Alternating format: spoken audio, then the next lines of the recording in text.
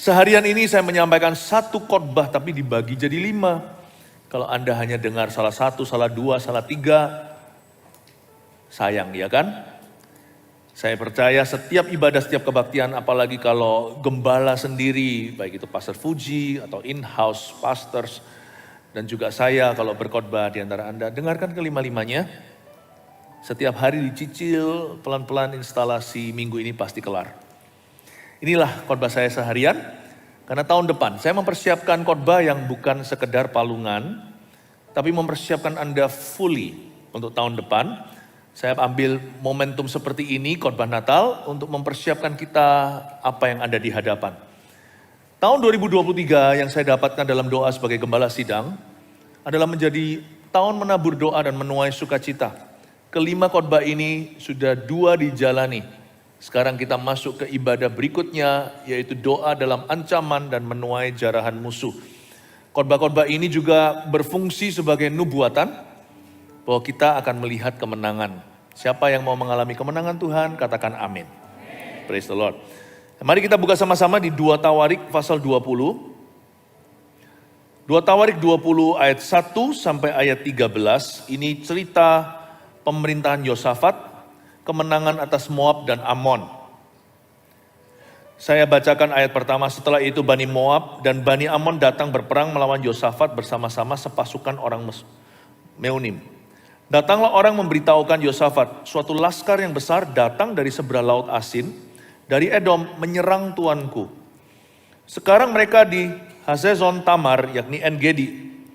Yosafat menjadi takut, lalu mengambil keputusan untuk mencari Tuhan. Ia menyerukan kepada seluruh Yehuda supaya berpuasa. Dan Yehuda berkumpul untuk meminta pertolongan daripada Tuhan. Mereka datang dari semua kota di Yehuda untuk mencari Tuhan. Lalu Yosafat berdiri di tengah-tengah jemaah Yehuda dan Yerusalem di rumah Tuhan di muka pelataran yang baru dan berkata, "Ya Tuhan Allah nenek moyang kami, bukankah Engkau Allah di dalam sorga? Bukankah Engkau memerintah atas segenap kerajaan bangsa? Kuasa dan keperkasaan ada di dalam tangan-Mu, sehingga tidak ada orang yang dapat bertahan melawan Engkau. Bukankah Engkau Allah kami yang menghalau penduduk tanah ini dari depan umat-Mu Israel? Dan memberikannya kepada keturunan Abraham sahabat-Mu itu untuk selama-lamanya. Lalu mereka mendiami tanah itu dan mendirikan bagi-Mu tempat kudus untuk nama-Mu," kata mereka. "Bila suatu malapetaka menimpa kami, yaitu pedang, hukuman, penyakit sampar, atau kelaparan, kami akan berdiri di muka rumah ini, di hadapan-Mu, karena nama-Mu tinggal di dalam rumah ini, dan kami akan berseru kepadamu di dalam kesesakan kami, sampai Engkau mendengar dan menyelamatkan kami. Sekarang, lihatlah Bani Amon dan Moab dan orang-orang dari pegunungan Seir ini. Ketika orang Israel datang dari tanah Mesir, Engkau melarang mereka memasuki negerinya. Oleh sebab itu mereka menjauhinya dan tidak memusnahkannya. Lihatlah, sebagai pembalasan mereka datang mengusir kami dari tanah milik yang telah Engkau wariskan kepada kami. Ya Allah kami, tidakkah Engkau akan menghukum mereka? Karena kami tidak mempunyai kekuatan untuk menghadapi laskar yang besar ini yang datang menyerang kami. Kami tidak tahu apa yang harus kami lakukan, tetapi mata kami tertuju kepadamu." Sementara itu seluruh Yehuda berdiri di hadapan Tuhan, juga segenap keluarga mereka dengan istri dan anak-anak mereka. Siapa di antara kita yang tidak mau titik aman? Orang bekerja kan juga mau pensiun dini, namanya financial freedom atau kemerdekaan finansial. Kita semua mau berada jauh dari jangkauan musuh. Rasa aman itu segala-galanya bagi manusia. Sebagian orang taruh rasa amannya pada apa? Pada harta kekayaan. Padahal kalau mau pikir secara objektif, uang gak bisa beli segalanya. Misalnya COVID-19 kemarin, orang kaya pun gak luput. Oksigen gak dapat. Mati pun gak bisa ada di kuburan keluarga. Rasa aman itu semu ya di bumi ini ya. Dan kita kira kalau kita bisa pensiun dini misalnya hidup akan happy. Siapa tahu setelah pensiun malah kena kanker. Malah justru bekerja alias kemoterapi. Saya ngomong gini bukan pesimis, saya coba jelaskan bahwa rasa aman di luar Tuhan itu gak ada. Benar gak ada? Rasa aman atau anshenkan dalam bahasa Chinese-nya itu atau Inggrisnya sense of security. Itu hanya ditemukan dalam Tuhan. Dan dalam Tuhan pun bukan berarti mulus, tidak ada masalah. Tapi dalam masalah kita ada Yesus. Hidup di bumi ini akan selalu penuh ancaman. Tapi perspektif kita harus berbeda.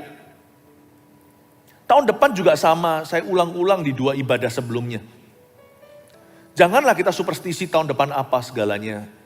Semua visi tahunan kita itu merujuk kepada keputusan hati.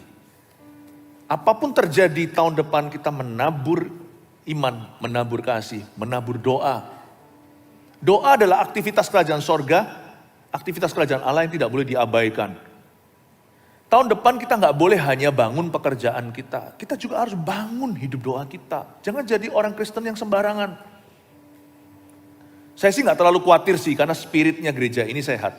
Nggak adalah orang-orang yang bisa sembrono digembalakan di gereja Mawar Sharon yang maunya berdoa melulu tapi nggak bekerja. Orang gitu juga nggak akan diangkat jadi pemimpin kok di tengah-tengah kami kalau dia tidak berbuah. Tapi yang saya khawatirkan malah kebalikannya. Jangan sampai bekerja melulu, studi, kejar cita-cita, tapi nggak membangun manusia rohaninya. Karena kita tidak mengejar sukses duniawi, karena sukses duniawi itu bukan jaminan mutu. Saya rindu, kami rindu, para gembalamu, mewakili Pastor Fuji, Pastor Lena juga saya berkata begini, bahwa tahun depan kerohanian jemaat terjaga. Tahun ini saya ingin sekali untuk menekankan bahwa kita harus secara sengaja taruh rasa aman kita pada Tuhan. Apapun yang terjadi, aku punya Allah yang sanggup. Tadi lagunya apa? Aku punya Tuhan yang besar, yang berjanji dan sanggup mengenapi imanku, bersepakat percaya kuasanya. Ku terima sekarang kemenangan darimu. Imanku bersepakat percaya padanya. Ku terima sekarang. Bukan nanti waktu mujizat terjadi atau kelepasan terjadi atau sudah bebas dari masalah. No, sekarang. Ku terima sekarang kemenangan darimu. Kita yang harus berubah. Keadaan gak akan berubah. Keadaan silih berganti. Tahun depan persis dengan tahun ini. Persis seperti tahun lalu. Seperti tahun lusa. Setiap tahun ada suka dukanya. Mau krisis ekonomi lah, apalah. Dunia ini selalu musimnya silih berganti. Tapi orang Kristen, anak Tuhan, harus punya ketetapan iman. Perspektif dan paradigma kita harus berubah. Kita nggak boleh lihat ancaman yang ada di sekeliling kita dalam rupa apapun, nggak tentu manusia. Kejahatan juga bisa, tapi keadaan itu yang lebih lumrah. Jangan lihat itu sebagai momok. Lihat itu sebagai kesempatan untuk mengalami Tuhan. Saya ingin khotbah ini mempersiapkan Anda untuk bisa melihat bahkan ancaman musuh pun sebagai potensi jarahan dari Tuhan. Coba kita lihat ayat 1, setelah itu Bani Moab dan Bani Amon datang berperang melawan Yosafat. Yosafat ini raja yang baik. Bersama-sama sepasukan orang Meunim. Udah Moab, udah Amon, udah sepasukan orang Meunim. Masalahnya itu 3 dimensi. Jaranglah kita itu mengalami masalah itu murni. Masalah hidup itu selalu kolaborasi. Ya enggak? Misalnya orang kena sakit, tapi nanti gimana biaya pengobatannya? Muncul juga yang namanya concern ekonomi. Kena krisis ekonomi, di PHK pekerjaan, rame-rame semuanya itu dipecat. Padahal nggak salah. Ya sudah, apa boleh buat? Masuklah kekerasan dalam rumah tangga. Karena papa emosian. Jarang yang namanya problema itu cuma 1 biji. Dia selalu berbondong-bondong datang. Ancaman di bumi ini nyata, tapi Tuhan bagi orang percaya jauh lebih nyata. Yang percaya kasih tepuk tangan tuh Tuhan. Makanya saya ingin memberikan khotbah melampaui palungan. Saya ingin Anda melihat Yesus bukan bayi, tapi sebagai Allah yang perkasa. Ayat 2, datanglah orang memberitahukan Yosafat. Suatu laskar yang besar datang dari seberang laut Asin, dari Edom, menyerang tuanku. Wow, laskar yang besar. Bisakah kita melihat kalau ada laskar besar berarti harus ada penyertaan besar? Saya bolak-balik mesti pakai ilustrasi ini sampai ngelontok semua betul-betul di pikiran orang. Pastor Philip kok pakai perumpamaan itu terus? Ya udahlah, sekali ini lagi ampuni. Lihat donat, jangan lihat lubangnya. Lihat donatnya. Kalau lubang donat itu gede, besar sekali, berarti donatnya panjang, ya kan? Kalau lubangnya segini, berarti donatnya kan segitu. Bisakah Anda melihat laskar besar itu adalah kesempatan besar pula untuk mengalami penyertaan yang besar? Tahun depan jangan bunuh diri ya. Jangan depresi. Sekali depresi susah hengkang loh. Gak segampang check out kalau di hotel. Karena sekali Anda masuk ke depresi, dia akan terus menagih. Terus menerus. Hingga muncul nama-nama penyakit-penyakit depresi itu. Jangan masuk deh. Prevention is better than cure. Sekalipun bisa disembuhkan Tuhan, mujizat itu dapat terjadi, tidak ada yang sukar. Tapi juga lebih gak sukar lagi untuk tidak masuk ke situ kalau kita punya perspektif yang benar. Suatu laskar yang besar. Dari seberang laut Asin, dari Edom menyerang tuanku. Edom, dari Edom. Pengkhianatan itu seringkali datangnya dari dekat rumah. Ini kan Israel nih, Yosafat. Edom itu kan sepupu, Esau dan Yakub, ingat? Anda kira masalah itu datangnya dari Belanda. Belanda masih jauh. Ternyata datangnya dari tetangga, cek toko sebelah. Anda terkejut ternyata pengkhianatan itu terjadi, bisa jadi dari rumahmu sendiri. Dari Edom. Ini yang membuat pukulan semakin nyata, yaitu masalah yang kita hadapi itu seringkali sumbernya tidak jauh. Makanya itu hati-hati, jaga hati, jangan ada orang Kristen yang kepahitan tahun depan. Saya khotbah begini bukan karena tahun depan susah. Sami mawon, sama saja kok setiap tahun. Peduli amat lah, tahun depan itu Libra lah, Scorpion, apa ya? Kok Scorpion, itu kan show, ini kan bintang. Terserah. Mau bilang tahun depan tahun apalah. Tahun kera, tahun nyamuk. Sama. Ya gak sama kita. Tahun ini aku selesai. Seperti salah satu khotbah saat teduh kemarin. Cukup sudah. Aku overthinking atau cemas. Enough. Tahun ini aku taruh rasa amanku pada Tuhan. Tahun ini aku gak melihat ancaman, aku melihat tuayan. Ya. Kalau tahun ini aku juling rohani, lihat itu selalu lubangnya. Sekarang tahun depan aku akan lihat rotinya. Oh haleluya. Yang percaya kasih tepuk tangan untuk Tuhan. Bukan hanya Edom, tapi lihat ya di sebuah gunung bukit ini banyak orang gugur atau banyak orang jadi. Luar biasa. Anda gak bisa orang Kristen jalur tengah atau netral, non-blok. Sekarang mereka di Hazezon Tamar, yakni En-Gedi. En-Gedi itu tempat ketakutan atau tempat iman, tergantung Anda sih. Di En-Gedi, Daud menjadikannya tempat dia menggubah lagu, tulis banyak mazmur, termasuk mazmur 91, yang diam dalam naungan yang maha kuasa. Kataku tentang Tuhan, dia perlindunganku. Tapi di En-Gedi juga menakutkan. En-Gedi adalah tempat bebatuan. Saya pernah ke sana, nanti Maret saya ke situ lagi. Israel. Di En-Gedi adalah tempat di mana Daud bersembunyi dari kejaran Saul. Dan di En-Gedi pula suatu laskar besar datang dari seberang sana untuk menyerang Yosafat dan bangsa Israel, umat pilihan Allah. Tahun depan, jikalau ada lembah, saya berdoa supaya Anda berada di bukit terus. Gak ada yang namanya gembala yang baik yang mendoakan supaya jemaatnya ke lembah. Aku doa Tuhan supaya engkau mengutuki mereka. Gak ada lah. Saya berdoa supaya Anda diberkati Tuhan. Tapi jikalau Anda harus melalui satu buah atau dua buah lembah, ingatlah pesan ini. En-Gedi jadikan bukan menjadi tempat kekalahan. En-Gedi jadikan tempat spring atau tempat mata airmu. Jadikan itu menjadi tempat kemenanganmu. Ayat 4, dan Yehuda berkumpul untuk meminta pertolongan daripada ayat 3. Yosafat menjadi takut. Nah, itu dia. Normal manusiawi. Tapi nggak berhenti. Di situ ada koma.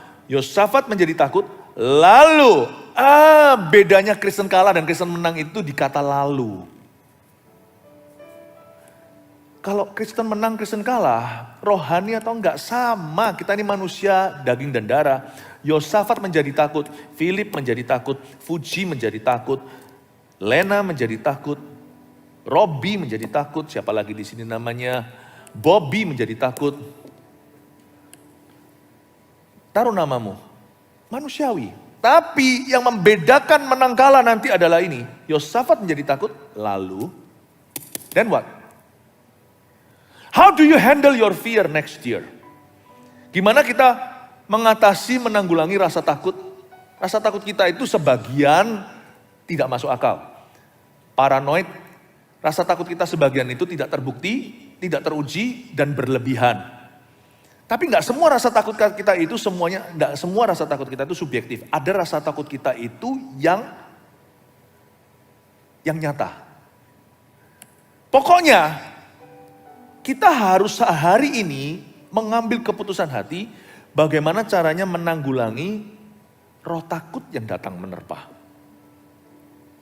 Ada orang tertentu takut untuk sesuatu yang gak jelas. Saya bilang ngapain dipikirin? Emangnya dipikirin bisa nambah sahasta? Tapi ada orang tertentu rasa takutnya asli. Kita gak bisa berkata, sudahlah ditepis saja. Enggak, kita harus cari solusi. Misalnya, kalau Anda takut gagal ujian, kuncinya belajar. Kalau misalkan ada orang kalau Anda dijadwalkan untuk sharing di CG, Anda takut, ya persiapan, renungkan, tulis poin-poinnya. Tapi aku gak pintar ngeflow, dan Anda bisa ulang-ulang dalam pikiran. Rasa takut itu sebenarnya bagus membuat kita persiapan. Tapi ada rasa takut yang berlebihan. Rasa takut yang menurut saya itu roh. Bukan lagi problema sungguhan. Orang yang ketakutan, terobsesi rasa takutnya. Paranoid. Nah yang begitu itu, Anda harus lawan dengan iman. Enyah kau setan. Jangan diajak bicara, diajak dialog percuma. Ini yang disebut fobia yang berlebihan. Tapi ada rasa takut yang tidak ada jawabannya. Bukan fobia, nyata, tapi gak ada solusinya. Karena ini betul-betul di ranah Tuhan. Seperti yang Yosafat hadapi hari itu. Itu orang-orang seperti semut, seperti pasir di tepi pantai yang melawan dia. Ya kalah lah ya. Kalau lawan sama Moab, sama Amon, sama semua ini. Sama orang-orang Edom, orang Meunim. Ini kan semua sudah mufakat, sepakat melawan Yosafat. Gak menang, gak mungkin. Yang kayak begini rasa takut hanya bisa dijawab dengan cara satu. Serahkan ke Tuhan. Serahkan ke Tuhan. Satu titik takut itu gak bisa dihadapi dengan apapun kecuali dengan nekat. Ada orang tanya sama saya, Pastor Philip ngadepi ini itu, proyekmu begini, proyekmu begitu, kok berani ya? Saya berkata, saya gak ada waktu apa? Gak ada waktu untuk takut. Bukannya saya gak takut, saya gak ada waktu untuk takut. Gak capek ya Pastor Philip ya, gak lelah ya, tuh pelayanan begini, penuh sekali orang-orang gini. Gak ada waktu apa? Gak ada waktu untuk capek. Gak ada waktu untuk khawatir. Saya bisa khawatir, saya gak kasih waktu untuk khawatir, gitu loh bedanya. Kalau Anda ngelamun aja, aku sedih, duduk sendiri, ambil tali, mau bunuh diri. Malah mati. Ngapain ngelamun? Jangan mudah melamun. Orang Kristen gak boleh sering ngelamun. Orang yang suka ngelamun tuh kasih dia kerjaan. Kurang kerjaan, yang ngelamun. Pengangguran. Saya gak ada waktu ngelamun. Saya pengen tuh kadang-kadang itu, halu nih. Saya kalau makan itu sampai nasinya halusinasi. Menghalusinasi, ya sudah. Saya itu kadang-kadang halu. Saya kan suka ngelukis. Pingin tuh duduk di depan gunung, di depan pantai, lalu pelan-pelan melukis. Gak ada waktu. Kalau gak ada waktu untuk hobi, Anda gak ada waktu untuk diri sendiri, me time itu gak ada waktu. Jangan ada waktu untuk worry dong, buang-buang waktu. Tahun depan ya, 2023, setiap detik jangan dipakai untuk takut ya. Percuma itu soalnya, gak ada gunanya. Yosafat menjadi takut. Lalu, nah ini mengambil keputusan untuk mencari Tuhan. Ini dia. Dia takut gak berhenti. Dia cari. Kalau takut dia malah justru cari Tuhan. Kalau kita takut malah lari dari Tuhan. Takut sama setan kok lari dari Tuhan tuh gimana? Takut sama setan kan harusnya nambah lari kepada Tuhan. Orang Kristen salah kalkulasi. Salah respon hati. Kalau kita takut belajar dari Yosafat. Lalu ambil keputusan untuk cari Tuhan. Ketika kita dalam bahaya yang nyata atau ancaman misalnya kesehatan atau pekerjaan, kita ada tantangan atau ujian iman, ingat ya kalimat ini, kalau Anda lagi takut, belajar dari Yosafat, lalu ambillah keputusan untuk cari Tuhan. Jangan hanya doa, kalau perlu sambil puasa. Karena Yosafat berdoa dan berpuasa. Ayat 4, dan Yehuda berkumpul untuk meminta pertolongan daripada Tuhan. Mereka datang dari semua kota di Yehuda untuk mencari Tuhan. Bukan hanya Yosafat itu mengambil keputusan untuk mencari Tuhan. Dia ajak orang lain untuk bareng dia cari. Gak apa-apa loh kita itu jadi orang yang tidak terlalu pemberani. Kita butuh orang lain. Kalau jatuh jangan ajak-ajak. Kalau berdosa jangan pengaruhi orang lain. Tapi kalau mau berdoa boleh silahkan ajak orang lain. Gak ada salahnya. Yosafat mengerti kuasa doa secara korporat. Dia tahu meskipun dia tahu sebagai raja dialah yang paling bertanggung jawab. Dia tahu bahwa hidupnya itu berpengaruh dalam diri orang lain. Ada suatu perasaan begini loh, kok enak hanya aku yang berdoa. Kalian juga harus doa, tapi dia nggak pakai roh menuntut. Banyak orang kan begitu, kok hanya aku? Kok hanya aku yang melayani? Lalu kepahitan dengan orang yang tidak melayani, lalu dia sendiri akhirnya tidak mau pelayanan. Masa aku terus yang dijadwal? Nggak boleh ya, itu spirit jelek itu namanya roh yatim piatu rohani. Selalu lihat orang lain kok nggak lakukan yang aku lakukan. Itu seperti anak sulung yang hilang di rumah bapaknya. Selalu menuding adiknya, enak aja adikku foya-foya, datang langsung diterima. Aku dari dulu kerja dapat apa? Nggak boleh punya spirit seperti itu. Jangan punya roh yang menuntut. Tapi kita bisa punya roh yang invite atau roh yang mengundang. Aku ini lagi dalam pergumulan. Bro, boleh nggak doakan saya? Jangan titip doa. Jangan percaya kalau orang berkata, ya sudah aku doakan. Nggak tentu dia doakan. Doa langsung on the spot aja. Buka diri, jangan sembarang orang. Tapi kalau Anda tahu orang itu adalah seorang yang takut akan Tuhan. Apalagi orang itu sudah berada di jalurnya dalam gereja. Nggak usah Anda selalu cari sang pendeta. Tuhan nggak bekerja hanya lewat pendetanya. Tuhan bekerja itu lewat berkat korporat. Kalau kita sepakat, hamba Tuhan yang utama berkhotbah memberikan yang namanya garis-garis besar haluan. Tapi orang-orang yang berjalan di dalam boundary perbatasan itu, semuanya akan mengecap kuasa yang sama. Makanya itu bisa jadi orang di sebelahmu itu, misalnya dia seorang CGL atau pemimpin kelompok sel. Atau dia seorang anggota sel grup kita, semua dalam pengembalaan, Anda berdua berdoa atau bertiga dalam nama Yesus, Bapa kabulkan apapun yang kau minta. Karena gak mungkin kalau 2-3 orang berdoa sepakat dalam nama Yesus bisa sama-sama salah. Kalau misalkan Anda ngomong sama orang sebelahnya, aku doain ya supaya aku dapat suami orang itu. Belum didoain udah ditegur mati-matian sama dia. Makanya minta apapun dikabulkan ya kan. Kalau kita doa korporat itu ada saringan, ada censorship-nya. Jangan tunggu pendeta utamanya. Karena kita bukan dewa. Saya gak mungkin kan bisa doain satu persatu. Kalau mana minta didoain satu persatu minta Pastor Puji. Pastor Puji lebih punya kapasitas begitu daripada saya. Catat nomor teleponnya. Pastor Puji pun gak akan mampu. Makanya Yetro berkata sama Musa, kamu gini terus bisa mati berdiri. Dan ini bukan kehendak Allah. Mujizat gak tentu terjadinya hanya lewat satu pintu itu. Lewat satu Yesus. Tapi gak lewat satu pintu kalau manusia. Ya Tuhan mengerti. Yosafat ngerti ini, kuasa sepakat. Dia sepakat, dia berkata, dia undang. Aku bergumul, bro doakan aku. Atau mari kita berdoa bersama-sama. Luar biasa loh. Kalau Anda dalam masalah, cari saudara seiman. Ada kuasa dalam doa bersama.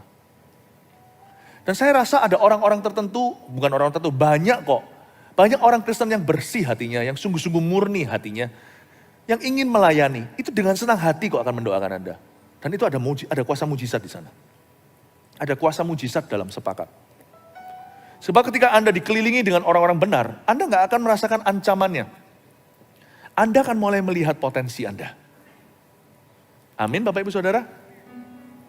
Makanya berbahagialah orang, makanya di sini kok terus diajak ke CG itu kenapa sih? Mungkin beberapa orang gak ngerti kenapa sih. Mau Sharon terus ajak ke CG. Kalau kita egois ya, asiknya rame-rame gini aja udah. CG itu jelimetnya banyak. Itu untuk ngatur satu-satu, secara sistemnya, secara supervisinya nggak gampang. Lebih gampang main ibadah udah rame, gede. Tapi kita mementingkan penggembalaan supaya setiap domba makan. Bukan cuma dapat firman, tapi dapat pencernaan. Itu beda loh. Beda. Misalkan kalau ikan dalam satu kolam, ya. Saya punya ikan dulu, ikan saya ini fish whisperer. Ikan-ikan itu bisa nurut sama saya loh. Saya letakkan tangan saya gitu, dia bisa datang, minta dilus-lus. Tangan ini. Saya kalau kasih makan ikan, saya sepiurkan seperti ini. Saya sebarkan. Itu selalu yang gede-gede yang menang. Ikan saya yang gede, ada satu dulu yang hitam, koi hitam, saya kasih nama Blackberry. Itu jagoannya, dia sekali datang, tik, semuanya membelahlah Laut Merah. Dia makan sekali, muka itu langsung habis setengah. Gimana yang kecil-kecil, yang unyil-unyil, ucrit-ucrok itu? Penggembalaan membuat kita memastikan makanan bukan disepiur sebarkan. Tapi satu persatu feed my sheep.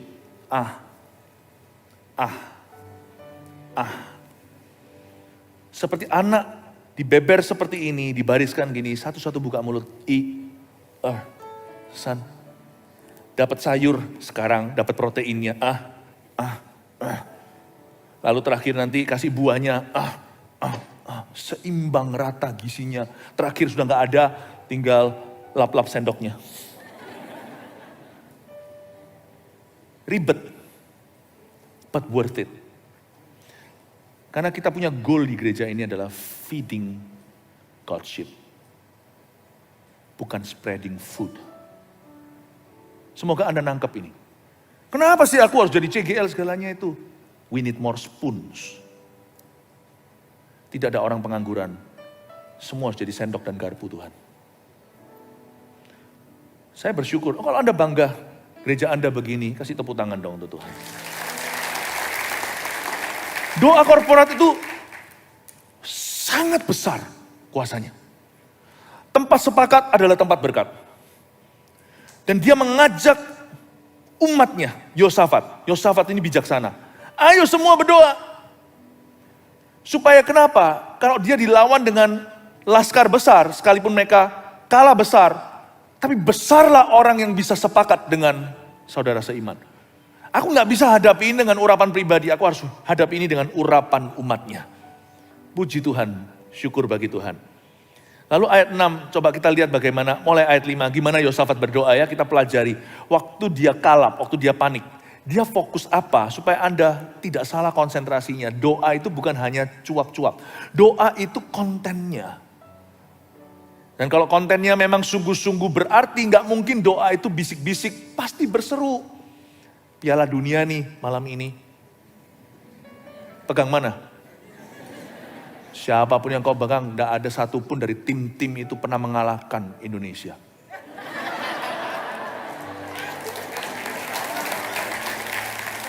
Belum pernah ketemu soalnya. Tapi kita doakan supaya suatu hari ketemu dan mereka akan terbukti kalau Indonesia nggak terkalahkan, amin. Mimpi untuk suatu hari itu terjadi, nggak mustahil ya. Nanti kalau sampai tim andalan Anda menang, nggak mungkin Anda berkata, nggak mungkin gitu kan? Nggak mungkin seperti yang di restoran itu ada kucing cuman begini-begini. Anda pasti, Kalau itu sesuatu berarti, Anda pasti seru. Orang yang doa, Tuhan, berkati aku. Itu gak seru. Orang Korea itu loh kalau doa, nah itu seru. Makanya lihat Korea tahun 50 itu perang saudara. Apa itu zaman saya waktu kecil dulu, kalau barang buatan Korea semua itu hina. Barang ini, nggak made in Korea. Sekarang lihat, semua orang annyeonghaseyo.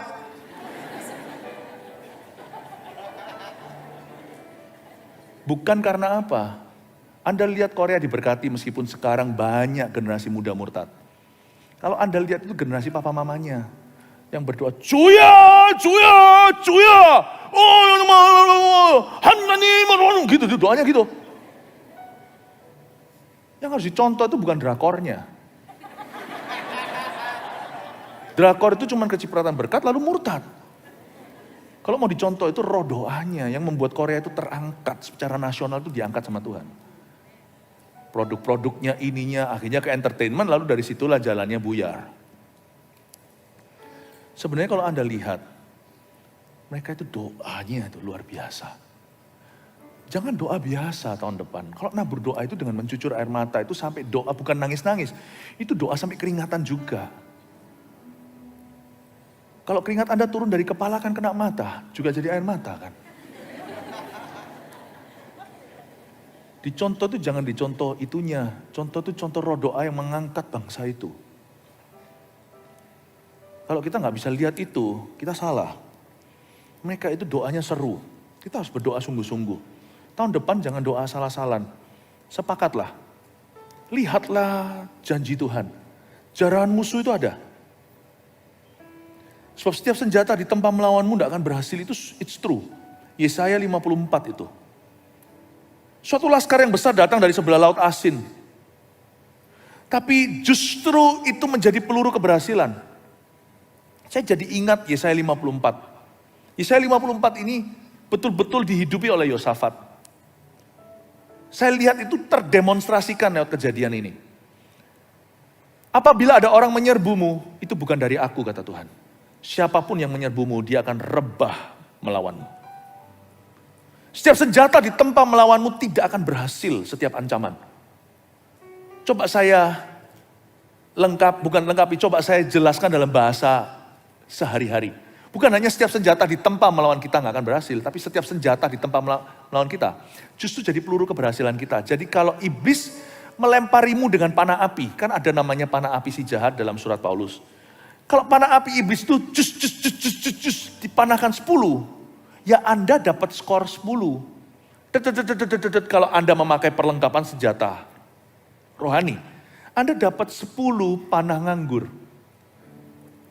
Tapi kalau ada orang tertentu yang pencobaannya lebih berat, dipanah 100, ya dia lebih kaya secara sorgawi karena dia dapat peluru 100 panah nganggur.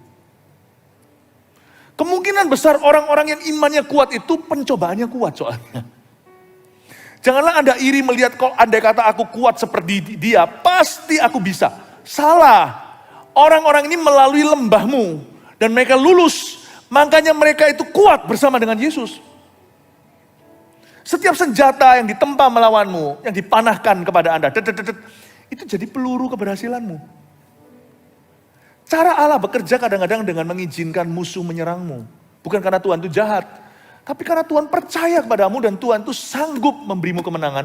Dan karena Tuhan itu tidak pernah panik, Tuhan tahu kalau Anda dan saya mau nurut aja. Dan kita bisa tangkap isi hatinya. Jangan taruh curiga sama Allah. Ketahuilah setiap ancaman yang datang menghadang, itu kesempatan untuk menjarah musuhmu. Menjarah musuh ini secara rohani ya, bukan sungguhan merampok rumah siapa. Kalau kita bisa melihat bukan pada lubang donatnya, niscaya hidup kita pasti akan makan dari janji Tuhan. Yosafat ini menunjukkan bagaimana besarnya laskar, justru besarnya kesempatan. Tapi tidak terjadi semua jarahan itu diberi tanpa doa terlebih dahulu. Yosafat berdoa dan begini doanya ayat 6 dan berkata, ya Tuhan Allah nenek moyang kami, bukankah engkau Allah di dalam sorga. Ini pertanyaan atau pernyataan? Ini pernyataan. Dia bukan tanya, apakah engkau Allah? Kalau Anda mempertanyakan Allah ketika sudah dalam masalah, telat saudara. Mau kuatkan iman itu sebelum masuk dalam problema. Makanya itu jangan pernah anggap remeh hari-hari baik dalam hidupmu. Hari-hari baik itu bukan hanya untuk kita nikmati makan minum dengan orang-orang yang kita cinta. Tapi untuk membangun kerohanian kita. Sedia payung itu percuma kalau sudah kuyup hujan. Saya punya teman, lucu itu orang. Sudah kuyup masih tak minta payung. Saya bilang ngapain, ada apa bedanya sekarang kamu payungan? Sedia payung itu sebelum hujan. Kalau Anda mau belajar Tuhan itu siapa? Itu sebelum diterpa masalah. Atau sebelum diterpa masalah berikutnya. Bukankah engkau Allah di dalam sorga? Yosafat bukan bertanya, tapi menyatakan bahwa dia punya Allah di sorga. Lihat tuh, fokusnya Yosafat adalah kepada pribadinya Allah dan pada hubungannya dengan Allah yang hidup. Waktu Anda takut, jangan fokus ke problemanya dulu. Jangan fokus minta dulu, minta itu next, langkah kedua. Pertama-tama itu renungkan siapa Allah dalam hidupmu, itu akan membangkitkan iman. Kalau Anda kekurangan iman, atau kekurangan hikmat bahkan, fokuskan baik pembacaan Alkitabmu pada saat kita diterpa problema, atau waktu kita dilanda suatu musibah, atau ada tantangan di depan. Fokuskan iman, doa, serta pembacaan Alkitab Anda kepada pribadi Tuhan. Bukan what he can do, bahasa Inggrisnya. Bukan apa yang dia bisa lakukan. Apalagi what he should do. Nanti tambah ngomel-ngomel sama Tuhan. Harusnya kau lakukan ini dalam hidupku, bukan. Fokuskan pada who he is in your life. Siapa dirinya dalam hidupmu. And who he could be. Dia bisa menjadi siapa dalam hidup Anda. Di dalam masalah ini, engkau akan menjadi gembalaku yang baik. Tongkat gadamu menghiburkan. Bukankah engkau Allah di dalam sorga? Bukankah engkau memerintah atas genap kerajaan bangsa? Kuasa dan keperkasaan ada di dalam tanganmu sehingga tidak ada orang yang dapat bertahan melawan engkau. Lihat itu ayat 6b. Bukankah engkau memerintah atas genap kerajaan bangsa? Dia elu-elukan Tuhan. Mungkinkah lewat pujian? Bisa jadi. Dia memuji Tuhan dan berkata, Tuhan, semua bangsa itu milik. Dengan kata lain, bukan sindir. Tuhan gak perlu disindir, dia gak nyindir. Tapi dia hanya mengakui Tuhan lebih megah, lebih hebat dari musuhnya. Moab, Amon, Meonim, Edom. Dia berkata, engkaulah yang memerintah atas bangsa-bangsa. Seperti memberikan sebuah hint atau bocoran pada Tuhan yang sudah maha tahu itu. Bahwa bangsa yang menyerangku itu semuanya, hambamu. Semuanya itu adalah di bawah kakimu. Luar biasa ya. Waktu takut, tinggikan Tuhan di atas rasa takutmu. Nanti lihat kalau enggak melihat penyertaan. Coba lihat kalau enggak lihat penyertaan. Enggak tahu akan lihat pembelaan gimana. Tapi penyertaan sudah pasti akan terjadi. Lalu mereka mendiami tanah itu dan mendirikan bagimu tempat kudus untuk namamu. Lalu dilanjutkan kan. Oh ayat 7 sorry. Saya lompat tadi ayat 8. Bukankah engkau Allah kami yang menghalau penduduk tanah ini dari depan umatmu Israel. Dan memberikannya kepada keturunan Abraham, sahabatmu itu untuk selama-lamanya. Dia mulai masuk history. Jadi kalau kita doa itu mesti doa with knowledge. Lebih baik doa dengan pengetahuan yang benar daripada doa dengan pengetahuan yang salah. Tahu saja gak cukup sih. Jangan mentang-mentang tahu. Makanya itu orang bisa aja masuk seminari, sekolah teologi gak tentu dia rohani. Tapi kalau kita rohani, kita harus isi dengan pengetahuan yang benar. Mendengar khotbah itu berguna loh. Karena itu memberikan pada kita wawasan. Apalagi dari spirit filled ministry atau pelayanan yang penuh dengan Roh Kudus dan kebenaran. Dan di sini dia mulai masuk ke history. Sejarah dia berkata, bukankah engkau Allah kami yang menghalau penduduk tanah ini dari depan umatmu Israel? Betul. Moab sama Amon itu ada sejarahnya. Dulu waktu Israel itu lewati, mereka tidak musnahkan. Israel nggak memusnahkan mereka. Jadi sekarang itu dia appeal atau naik banding ke Tuhan dan berkata, ini nggak fair loh. Aku nggak pernah berbuat jahat sama orang itu. Dia bukan jual jasa. Kalau jual jasa dia akan gembar-gemborkan sama manusia. Boleh nggak kita di dalam hadirat Allah ketika kita dimusuhi seseorang, padahal orang itu kita pernah berbuat baik kepadanya. Boleh nggak Anda sebut perbuatan baikmu? Boleh. Karena Tuhan Maha tahu, tapi jangan sebar-sebarkan keluar, itu jual jasa namanya. Saya kalau digara-gara sama orang, misalkan, wah saya berkata nggak tahu kenapa dia benci aku Tuhan, pokoknya aku ampuni dia dulu. Lalu saya ingatkan tambah satu kalimat, doa itu harus dengan akal budi juga. Bukan hanya berbahasa roh. Bahasa lidah membuat roh kita itu kuat untuk berdoa. Tapi doa juga harus dituturkan dalam kata-kata. Saya beritahu begini biasanya satu kalimat terakhir, padahal orang itu, waktu istrinya sakit kanker, saya masih ingat, saya doakan sembuh. Saya temui dia di dalam kesibukan saya. Saya nangis sama mereka sebelum saya doakan. Kok bisa sejahat itu Tuhan? Udah cukup, Anda jangan tentukan. Pukul dia Tuhan. Hajar dia Tuhan, buat dia masuk ke dalam hukuman. Nggak usah. Kita boleh curhat sama Tuhan. Padahal loh orang itu. Tapi ya Tuhan, pokoknya aku ampuni dia, aku serahkan dia kepadamu. Udah, aku move on aja, aku nggak perlu terpengaruh. Aku terus berbuah lebat bagi kerajaanmu. Nanti lihat ya. Orang itu kalau nggak bertobat ya, hati-hati karena doa saya. Tuhan akan ingat dan Tuhan akan jawab dia berkata, kamu dulu kanker istrimu. Dia bela nih. Sekarang kamu begini sama dia nggak pernah salah sama kamu. Hati-hati. Jikalau nanti sesuatu terjadi, kanker lagi, saya siap sih. Saya akan doakan dia lagi. Karena saya nggak pernah kanker hati. Kau bisa tusuk aku 7 kali, bahasa Surabaya, tak ampuni 7 kali 70. Karena aku milik Yesus. Oh haleluya. Jarahan musuh itu berarti juga kesempatan untuk memberkati musuh-musuh kita. Bukan menjarah mereka. You cannot kill me with what you're doing to me. I'm alive, you're dead.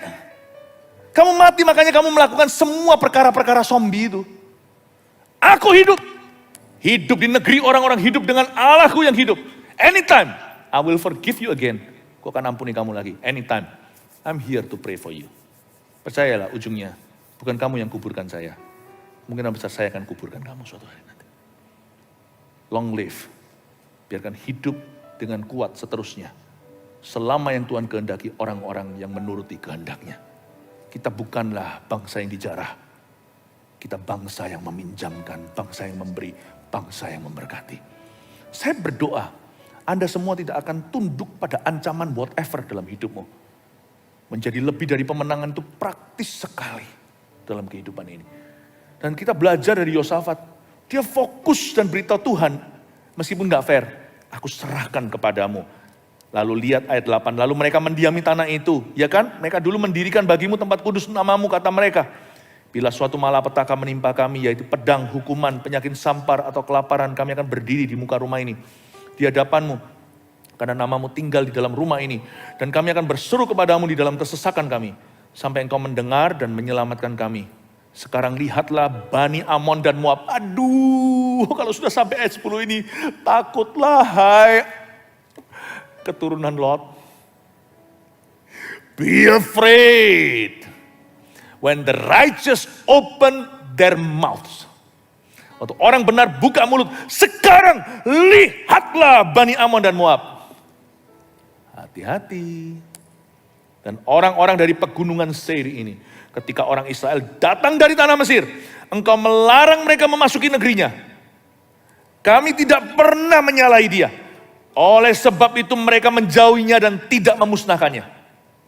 Lihatlah sebagai pembalasan mereka datang mengusir kami dari tanah milik yang telah engkau wariskan pada kami. Lihat pembalasannya begini.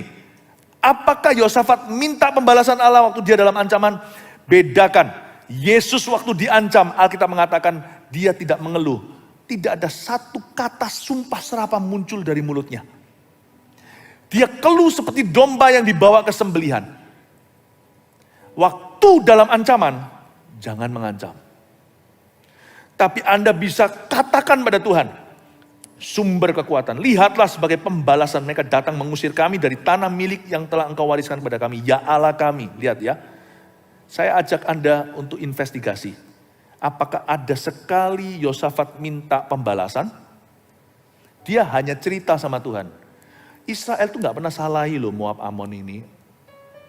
Tapi sekarang kita diginiin. Lalu lihat ya kalimatnya. Saya bisa baca dari doanya Yosafat ini. How the righteous should pray. Orang benar gimana harus berdoa. Jangan sampai kalau Anda sudah benar jadi salah karena orang lain salah dulu. Jaga hati. Karena selama Anda berdiri sama Tuhan, segala sesuatu di pihak sana akan menjadi jarahan musuh. Akan menjadi jarahanmu. Tapi kita harus jaga benteng-bentengan, jaga hati dengan segala waspada supaya jangan bocor ke tetangga. Saya ajari satu ilmu yang agak sedikit lebih tinggi. Bukan yang basic tentang penumpangan tangan dan pertobatan. Saya ajari sesuatu untuk orang Kristen yang lebih advance. Gimana caranya jaga hati ketika kita kesel sama perlakuan orang? Gini caranya, sampaikan ke Tuhan, jangan dibubuhkan saran pembalasan. Minta penyertaan, beda loh itu. Kalau balas itu balas dia Tuhan, gigi ganti gigi, mata ganti mata. Kalau enggak gini, penyertaan itu beda. Tuhan mataku dicungkil satu. Ya kan? Aku enggak minta matanya dicungkil, aku cuma minta sertai aku supaya aku dengan satu mata bisa menang perang daripada orang yang punya 700 mata. Tunjukkan kalau engkau serta sama si one-eyed Jack ini. Itu penyertaan. Dia enggak minta pembalasan, dia minta Tuhan jalan sama dia. Itu yang berkenan. Lihat ayat 12, ya Allah kami, tidakkah engkau akan menghukum mereka karena kami tidak mempunyai kekuatan untuk menghadapi laskar yang besar ini yang datang menyerang kami. Kami tidak tahu apa yang harus kami lakukan, tetapi one-eyed Jack ini mata kami tertuju kepadamu. Nah itu pasal Filip ayat 12 ada permintaan untuk menghukum? Enggak, itu pertanyaan. Yosafat ini sekalipun Allah itu maha tahu, Yosafat ini tahu gimana memperlakukan Allahnya. Nggak tentu seorang raja pasti tahu gimana bicara kepada seorang raja yang lain loh ya. Tapi Yosafat jelas-jelas tahu gimana memperlakukan raja di atas dia, raja di atas segala raja. Yosafat ini seorang negosiator yang luar biasa terhadap sorga. Doanya itu canggih, bukan pasti lidah. Karena dia bukan pintar ngomong, tapi pintar menempatkan hatinya. Saya harap semua kita tahun depan pandai menempatkan hati. Termasuk dalam ancaman. Coba lihat, dia hanya tanya. Kan tanya. Ya Allahku, Allah kami, tidakkah engkau akan menghukum mereka? Dia pakai kata Allah kami, not personal, gak pribadi. Ya Allahnya umat Tuhan, tidakkah engkau akan menghukum mereka? Dia gak minta, dia tanya. Dan dia gak menuntut jawaban. Tapi satu pernyataannya terakhir adalah, kami ini gak tahu apa yang harus kami lakukan 12b. Tetapi mata kami tertuju kepadamu. Dia berkata, aku gak tahu nanti ke depan itu apa. Tapi mataku tertuju pada Tuhan. Aku gak akan kepahitan. Aku gak akan ketakutan. Aku pegang janjimu. Lalu setelah itu digandenglah istri anaknya. Ayat 13, sementara itu seluruh Yehuda berdiri di hadapan Tuhan.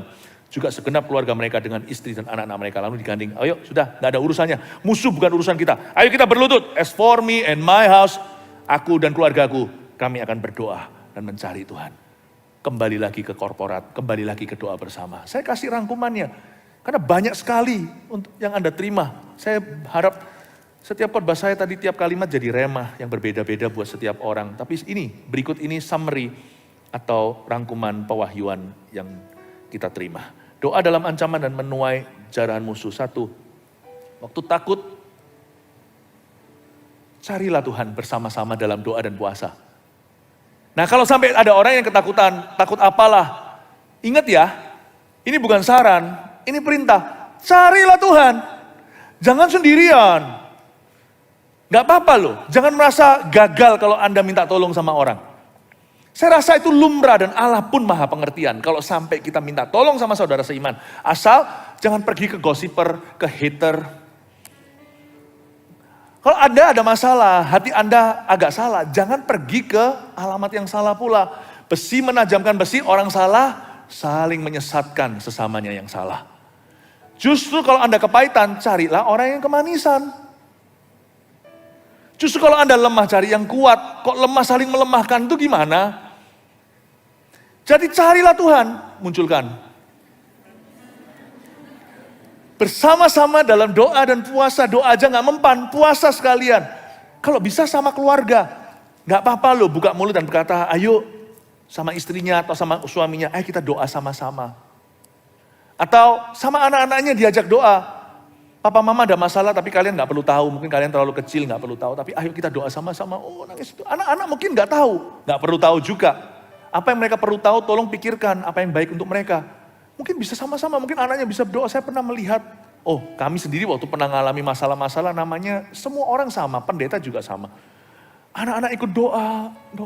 Tapi mereka gak tahu secara persisnya. Permasalahan dalam pelayanan apa yang terjadi menerpa. Tapi saya nggak pernah mau doa sendiri kalau memang itu harus dipikul bersamaan. It's okay loh.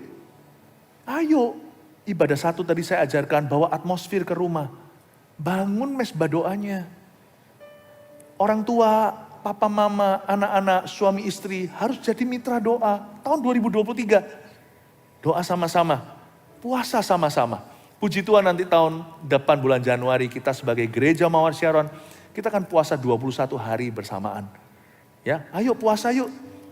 Ya, ayo puasa. Cara puasa gimana Pastor Philip? Saya udah puasa setiap malam kok. Paginya saya buka puasa namanya breakfast. Nggak hitung itu namanya tidur. Itu sarapan paginya. Puasa itu beda-beda tiap orang lah caranya gimana nanti bisa ditentukan. Tanya aja sama pemimpin-pemimpin yang ada di atasnya. Ayo kita puasa sama-sama. Kita minta kebangunan rohani bersama-sama. Ingat ya, sekalipun kita statusnya identitas itu individu per individu, pribadi lepas pribadi. Kita itu berada dalam satu perjanjian bersama. Ada berkat dalam secara korporat. Ayo ikut dalam gerakan, jangan cuman puasa ya, oke gak apa-apa. Kamu aja, biar kamu. Suami istri, sang istri berkata, ayolah ikut puasa gak apa-apa, aku wakilkan sama kamu. Semoga nanti ya ke surga bisa diwakilkan ya. Ikut. Kalau ada gerakan gitu ikut. Cigevan. Atau ada apa dan sebagainya. Ikut. Ada berkat secara korporat. 2. Banyaknya musuh, laskar besar. Pertanda banyaknya jarahan. Banyaknya jarahan di depan. Amini itu tadi. Udah saya gak akan pakai ilustrasi donat lagi. Tapi ngerti kan. Kalau Anda lihat lubangnya besar. Lagi. Berarti kalau Anda lihat banyaknya musuh, pratanda ada banyaknya jarahan di depan. Tahun 2023 kita minimal harus optimis. Optimisme aja bukan iman. Mana bisa beriman kalau pesimis orangnya? Optimis aja nggak sampai ke titik iman kok. Iman itu pada firman, pendengaran firman, bukan hanya percaya diri. Tapi orang yang minder dan membenarkan diri keminderannya, orang seperti itu nggak akan pernah kunjung beriman. Ayo beriman. Ada besar masalah di depan, ya sudah. Kalau itu memang nggak punya pilihan, kalau itu bukan karena aku. Kalau salah sendiri ya introspeksi. Belajar biaya kuliah jangan ulangi. Tapi kalau memang sudah terjadi, apa yang harus dihadapi? Ya hadapilah. Aku percaya di balik ini ada blessing in disguise. Ada berkat terselubung, aku tahu ada kemenangan yang Tuhan sediakan di depan. Kasih tepuk tangan untuk Tuhan.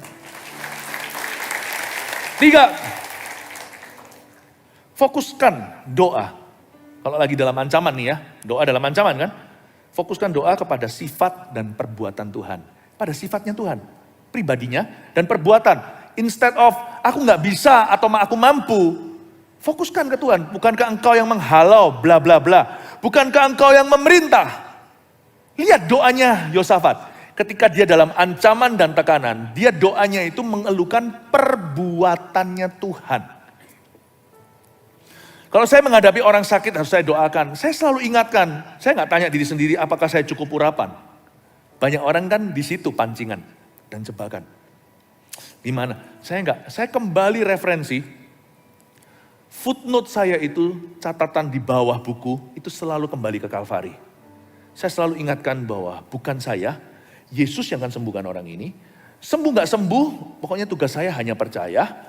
Waktu saya mendoakan seorang yang sakit misalnya, saya ingatkan diri sendiri bahwa penyakit orang ini ada namanya atau mungkin belum didiagnosa apa. Pokoknya semua penyakit ini sudah ditebus sama bilur Yesus. Itu sudah terjadi, sudah sejarah. Saya ingatkan diri sendiri that God has done this through Christ. Tuhan sudah melakukannya di Golgota lewat Yesus Kristus. He has done this. Saya nggak fokus ke saya mampu atau enggak, kurang mampu atau enggak. Saya bisa atau enggak? Sebab minder Tuhan tidak sertai, sombong Tuhan tidak sertai. Iman itu pas-pasan. Iman itu pada perbuatan Tuhan. Makanya Yosafat berkata, bukankah engkau yang menghalau? Bukankah engkau yang memerintah? ditujukan ke Tuhan yang berbuat. Meskipun dalam kasusnya Tuhan belum berbuat apa-apa untuk kalahkan Moab dan Amon itu. Tapi dia fokus ke situ dan dia fokus ke pribadinya. Bukankah engkau Allah kami di sorga? Bukankah engkau raja? Kalau Anda lagi gak punya pegangan, masih ada satu pegangan, mundur selangkah. Retreat one step ke belakang. Ingatlah who God is. Kalau Anda tidak punya sesuatu berita baru, buka Alkitab, ucapkan lagi apa yang firman tulis, pinjam kata-kata di dalam Bible ini. Engkaulah gembala yang baik. Ucapkan itu. Fokuskan ke tongkat gadamu yang menghibur aku. Engkau yang akan menuntun aku ke jalan benar, bukan karena aku, tapi karena namamu. Waktu Anda mulai fokus ke pribadi, sifat, perbuatannya, Anda lupa diri. Kekurangan Anda pun sirna. Kelebihan Anda pun tidak dielukan. Anda akan berjumpa dengan Tuhan dan mengalami pengalaman pribadi dengan Dia. Amin Bapak Ibu Saudara. Oh haleluya, kasih tepuk tangan untuk Tuhan Yesus. Udah ya, gak usah takut ya, tahun depan gak ada ancaman. Sebab segala sesuatu, Tuhan sudah ada di situ untuk membantu kita. Whatever it is, di depan sana. Kita tahu kalau ada laskar besar, pratanda, ada tuaian besar pula. Siapa di sini mau menuai sukacita? Haleluya, mari kita bersukacita karena Tuhan. Kita berikan tepuk tangan untuk Tuhan. Semua kita bangkit berdiri. Haleluya.